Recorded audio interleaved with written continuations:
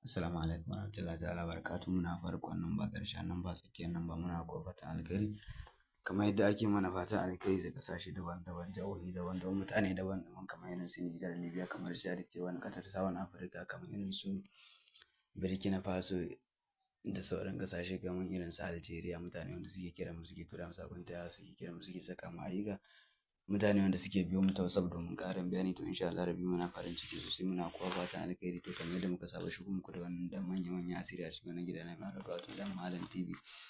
To yau muna ɗauke da asirin tasarrufin kuɗi mai sauƙi nan take a cikin sauƙi. Insha Allah rabbi wannan asirin tasarrufi ne mai sauƙi wanda yake fitar da miliyan 15 daidai. Insha Allah rabbi kamar dai wanda kuka sani shi turare ne wanda yake kamar shambuti, shawarar jinnu wa fas. Duka za a samu su original da farin kyalle kamar yadi dai, a samu jar maka a rubuta kun fayakun. Idan ka rubuta kun fayakun a ƙasan kun fayakun za ana Allahu a tsakiyar wannan Allahu nan ake rubuta da dunkula da insha Allah rabbi masu neman ƙarin bayani.